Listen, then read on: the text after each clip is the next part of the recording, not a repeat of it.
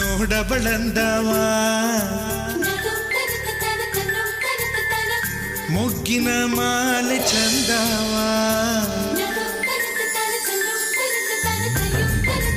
ನೋಡಬಳಂದವ ಮುಗ್ಗಿನ ಮಾಲೆ ಚಂದವ ಗರಗರ ತಿರುಗುತ್ತ ಕಣ್ಣ ಕಣ್ಣ ಕಣ್ಣ ಗರಗರ ತಿರುಗುತ್ತ ಕಣ್ಣ ಕೆಂಪಾಮೈ ಬಣ್ಣ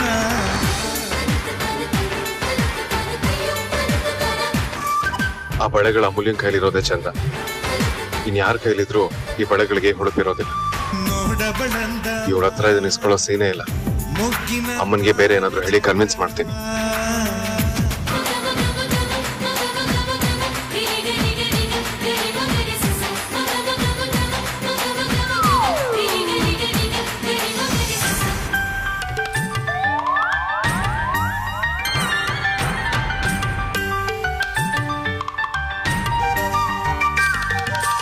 Vedant? Vedant! Sarthak, I was actually thinking about a business deal.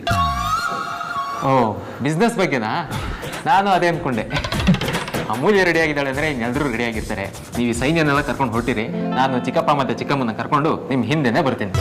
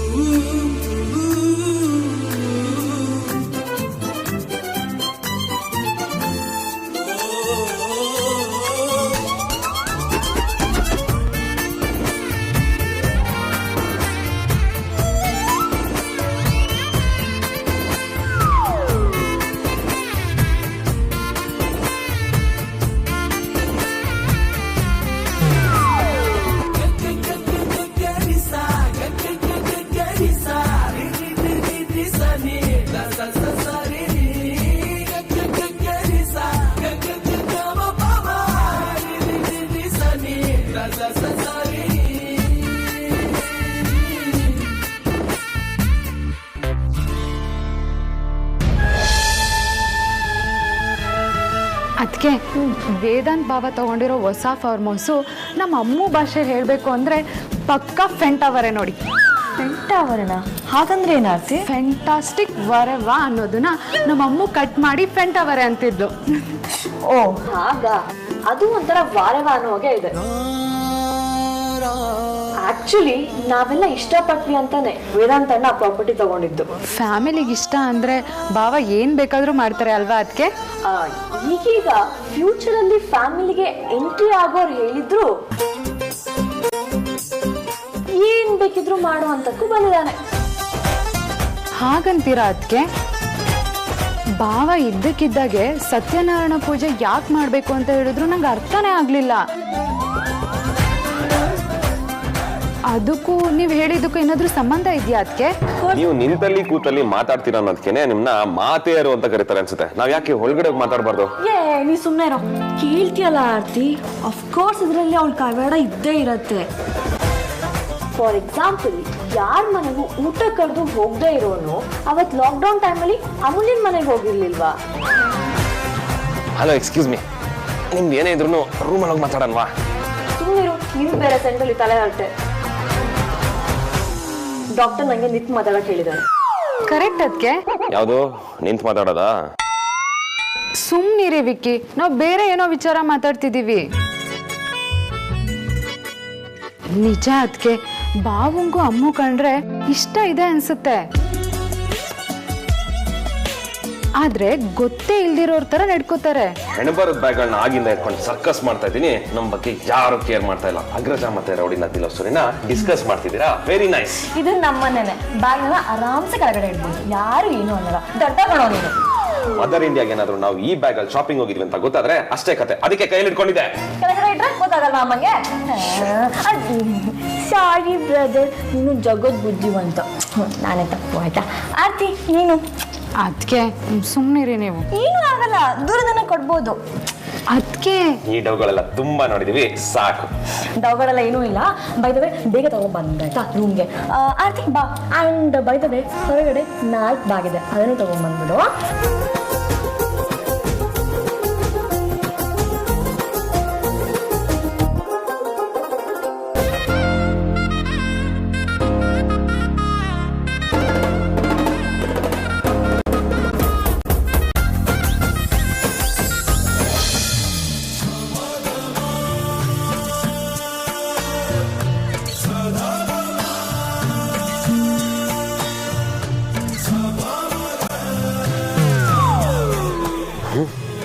ಈ ಆರ್ತಿ ಅವರು ಬೆಳಿಗ್ಗೆಯಿಂದ ನೈಟ್ ವರ್ಗೂ ಏನೇ ಕೇಳಿದ್ರು ಬರೀ ಪ್ಲೇನ್ ಕೇಸಲ್ಲಿ ಮುಗಿಸ್ಬಿಡ್ತಾರೆ. ಇನ್ಮೇಲಿಂದ ನಾವು ಏನಾದ್ರೂ ಮಾಸ್ಟರ್ ಪ್ಲಾನ್ ಮಾಡಬೇಕು.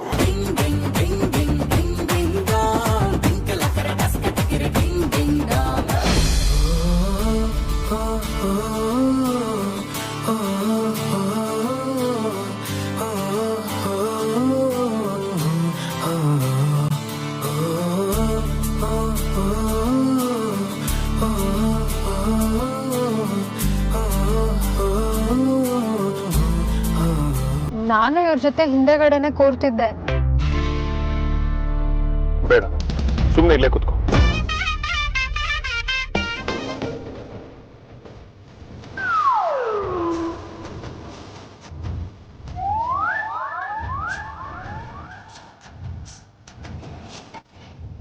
ಕಾರಲ್ಲಿ ಇರೋಷ್ಟು ಜಾಗ ಚೆನ್ನಾಗೇ ಇದೆ.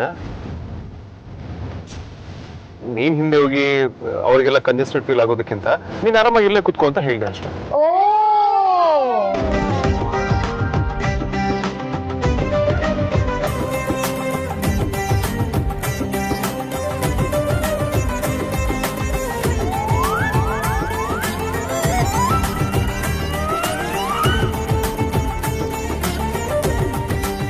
ಬಾವಾ, ನಂಗೆ ಯಾಕೋ ಈ ಲಾಜಿಕ್ ಸರಿ ಬರ್ತಿಲ್ಲ ಬಾವಾ. ಯಾಕೆ, ಏನಾಯ್ತು? ನಾವಿಬ್ರು ಕಂಫರ್ಟ್ ಆಗಿ ಕೂರೋದೆ ನಿಮ್ ಕನ್ಸನ್ ಆದ್ರೆ ನಮ್ ಹಳೆ ಮುದ್ಕಿ ಸಾರ್ಥಕ್ ಅಣ್ಣನ್ ಜೊತೆ ಇನ್ನೊಂದ್ ಕಾರಲ್ಲಿ ಬರೋದೇ ಚೆನ್ನಾಗಿರ್ತಿತ್ತೇನೋ. ಬೇಡ ಬೇಡ ಬೇಡ, ಅವಳು ಇಲ್ಲೇ ಇರ್ಲಿ.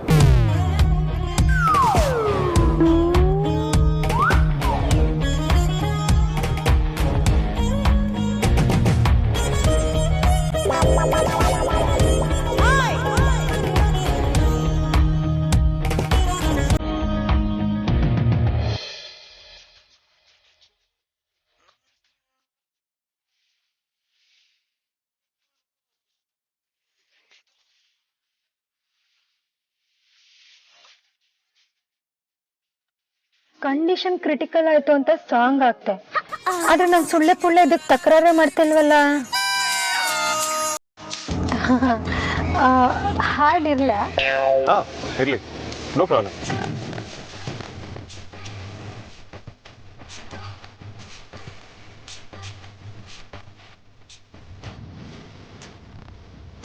ನನಗೇನಾಗಿದೆ ಬಜರಂಗಿ, ಸಾಂಗ್ ಹಾಕಿದ ತಕ್ಷಣ ಹಾವ್ ಮಾಡ್ದವ್ರ ತರ ಆಫ್ ಮಾಡಿಸ್ತಿದ್ದವನು ರೊಮ್ಯಾಂಟಿಕ್ ಸಾಂಗ್ ಬರ್ತಿದ್ರು ಸುಮ್ಮನಿದಾನಲ್ಲ. ಅಲ್ಲ, ಇದೆಲ್ಲ ಇವನ್ ಟೇಸ್ಟೇ ಅಲ್ಲ, ಆದ್ರೂ ಯಾಕೆ ಹೀಗಾಡ್ತಿದ್ದಾನೆ? ಇವನಿಗೆ ಏನಾಗಿದೆ? ಅಲ್ಲೇ ಡೌರಾಣಿ, ಒಬ್ರು ಒಬ್ರನ್ನ ಹೊಂಡದಲ್ಲಿ ಬೀಳ್ಸೋದನ್ನ ನೀನ್ ನೋಡಿರ್ತೀಯ. ಅವ್ರಾಗವ್ರೆ ಹೊಂಡದಲ್ಲಿ ಬೀಳೋದನ್ನ ನೀನ್ ನೋಡಿದ್ಯಾ? ಇಲ್ಲ. ಹಾಗಾದ್ರೆ ಇದು ಅದೇ. ಅರ್ಥ ಆಗ್ಲಿಲ್ಲ ಕಣೆ. ಬಾವ ಬೀಳ್ತಿದ್ದಾರೆ ಕಣೆ.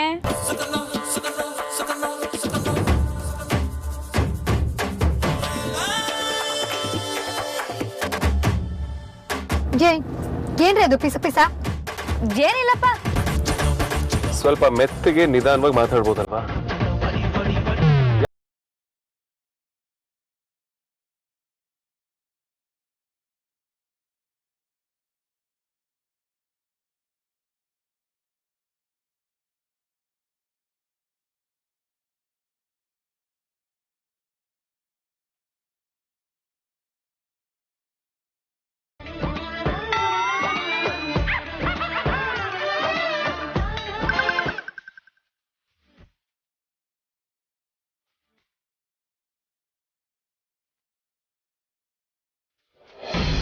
ಸ್ಟೆಪ್ ಬೈ ಸ್ಟೆಪ್ ಈ ತರ ಅವಮಾನ ಆಗತ್ತೆ ಅಂತ ಗೊತ್ತಿದ್ರೆ ನೀವ್ ಯಾಕೆ ನನಗೆ ಫಾಲ್ಸ್ ಅಪ್ ಕೊಡ್ಬೇಕಿತ್ತು ಅತ್ತೆ?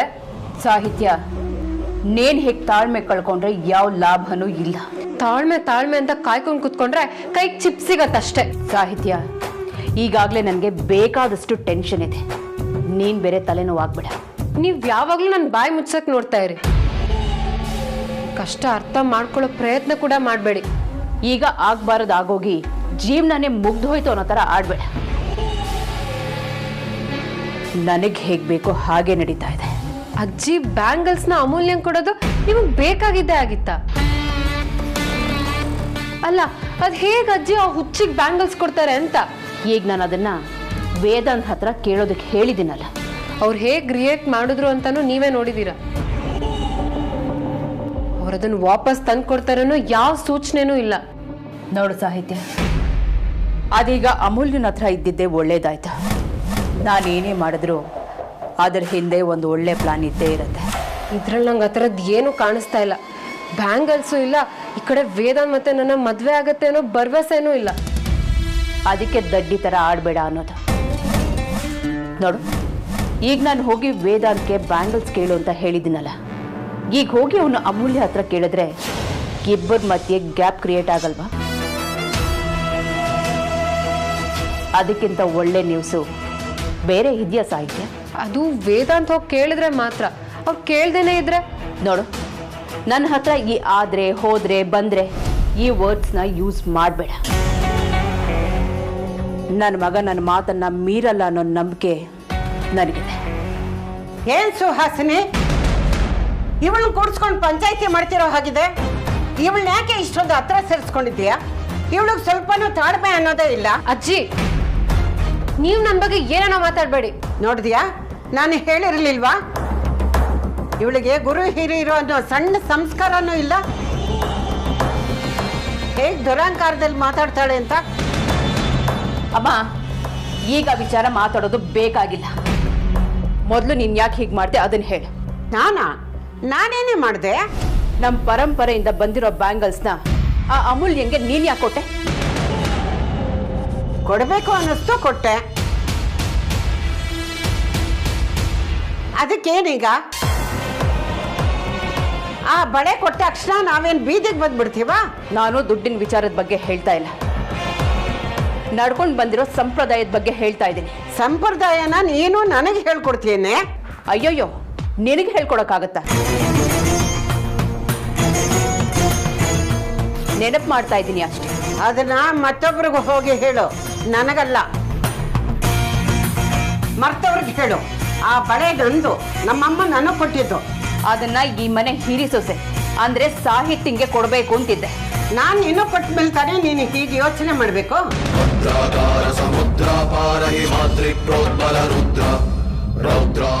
ಅದು ಯಾರ ಬರುತ್ತೋ ಅವರು ಅದನ್ನ ಇಷ್ಟ ಆದವ್ರಿಗೆ ಕೊಡ್ಬೋದು. ಅದು ಶಾಸ್ತ್ರ. ನಾನು ಅದನ್ನೇ ಮಾಡಿದ್ದೀನಿ. ಅದನ್ನ ಪ್ರಶ್ನೆ ಮಾಡೋ ಹಕ್ಕು ಯಾರಿಗೂ ಇಲ್ಲ.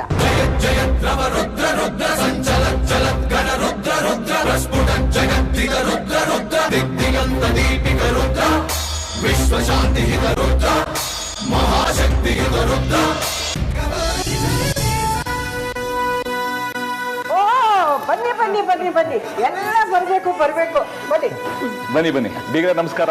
ಆರಾಮ? ನಮಸ್ಕಾರ ಬೀಗ್ರ, ನಾವು ಆರಾಮಾಗಿದ್ದೀವಿ. ನೀವು ಆರಾಮ? ಓ, ಸೂಪರ್ ಆಗಿದ್ದೀವಿ.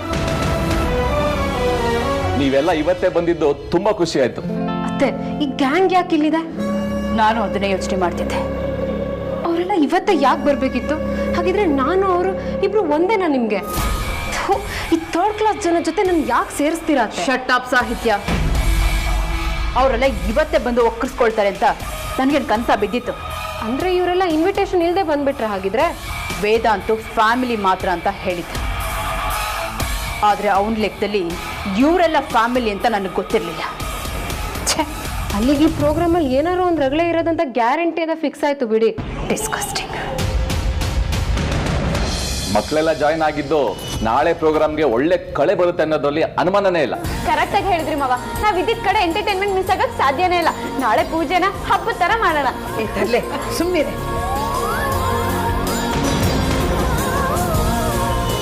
ಅಯ್ಯೋ ಅತ್ತೆ, ಛೋಟಾ ನಾದ್ನಿ ಸರಿಯಾಗಿ ಹೇಳಿದಾಳೆ. ಇದು ಎಲ್ರೂ ಸೇರಿ ಖುಷಿಯಿಂದ ಮಾಡ್ಬೇಕು.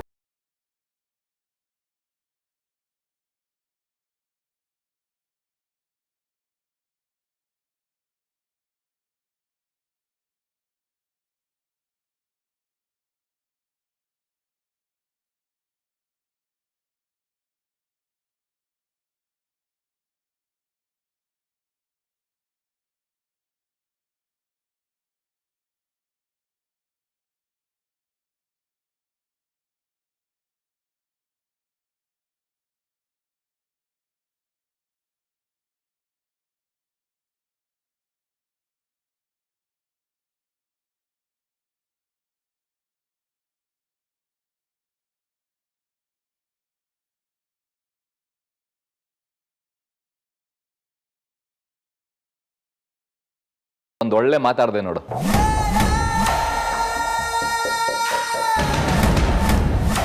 ಓ ಸುಹಾಸಿನಿ, ಚೆನ್ನಾಗಿದ್ದೀರಾ? ಚೆನ್ನಾಗಿದೆ, ನಡೀರಿ ಒಳಗೆ.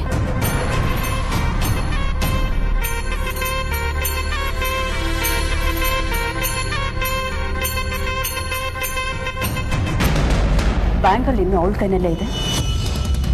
ಹಾ ಇದೆ. ನಾನು ನಿನ್ಗೇನು ಹೇಳಿದ್ದೆ? ಸಾರಿ ಮಾ, ಅದನ್ನ ಅವಳಿಗೆ ಕೊಟ್ಟಿದ್ದು ನಾನಲ್ಲ. ಅದಕ್ಕೆ ನನಗೆ ಅದನ್ನ ವಾಪಸ್ ಕೇಳೋದಕ್ಕೆ ಮನ್ಸಾಗ್ಲಿಲ್ಲ. ಸರಿ ಬಿಡು, ನಾನೇ ಇಸ್ಕೋತೀನಿ. ನೇನು ಕೇಳಿದ್ರೆ ಅವ್ರು ಯಾರು ಇದನ್ನ ಅವಮಾನ ಅಂತ ತಪ್ಪು ತಿಳ್ಕೊಳ್ಳಲ್ಲ ಅಂತ ನಿನ್ನನ್ನು ಕೇಳಕ್ಕೆ ಹೇಳ್ದೆ. ಅಮ್ಮ, ನೀವು ಅದನ್ನ ಕೇಳೋದು ಬೇಡ. ನಿಮ್ಮೇಲೂ ಯಾರು ತಪ್ಪು ತಿಳ್ಕೊಬಾರ್ದು. ನಾನೇ ಕೇಳ್ತೇನೆ.